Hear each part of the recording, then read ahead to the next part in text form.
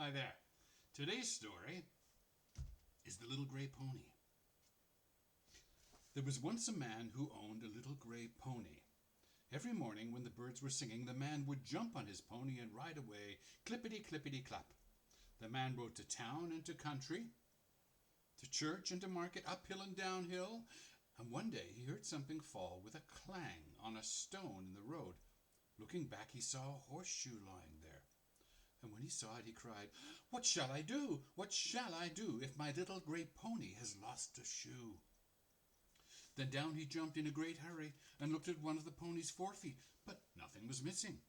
He lifted the other forefoot, but the shoe was still there. He examined one of the hind feet and began to think that he was mistaken, but when he looked at the last foot, he cried again, "What shall I do? What shall I do? My little gray pony has lost a shoe."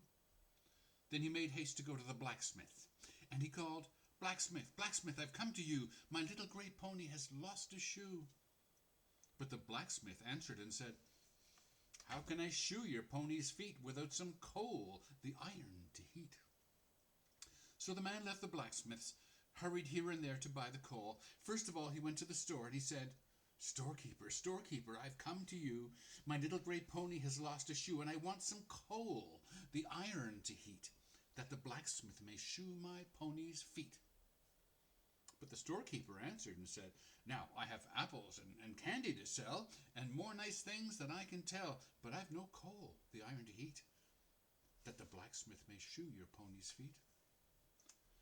Then the man went away, sighing and saying, "What shall I do? What shall I do? My little gray pony has lost a shoe." By and by he met a farmer with a wagon, and he said, "Farmer, farmer, I've come to you. My little gray pony has lost a shoe, and I want some coal, the iron to heat, that the blacksmith may shoe my pony's feet." But then the farmer answered and said, "Pooh, I've bushels of corn and hay and wheat, something for you and your pony to eat, but I've no coal, the iron to heat, that the blacksmith may shoe your pony's feet." So the farmer drove away and left the man sighing, "What shall I do? What shall I do? My little gray pony has lost his shoe."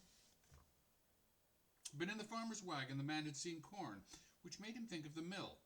So he ran to the mill and called, "Miller, miller, I've come to you. My little gray pony has lost his shoe, and I want some coal, the iron to heat, that the blacksmith may shoe my pony's feet." The miller came to the door in surprise, and he said, "I have wheels that go round and round, and stones to turn till the grain is ground, but I've no coal, the iron to heat, that the blacksmith may shoe your pony's feet." Then the man turned away sorrowfully, and sat down on a rock near the roadside, sighing and saying, "What shall I do? What shall I do? My little gray pony has lost a shoe." After a while a very old woman came down the road, driving a flock of geese to the market, and when she came near the man she stopped to ask him his trouble. He told her all about it, and when she'd heard it all she laughed till her geese joined in with a cackle, and she said, "If you would know where the coal is found, you must go to the miner who works underground." Then the man sprang to his feet, and thanking the old woman he ran to the miner. Now the miner had been working many a long day down in the mine under the ground, where it was so dark that he had to wear a lamp on the front of his cap to give him light in his work. He had plenty of his coal ready, and gave great lumps of it to the man, who took them in haste to the blacksmith.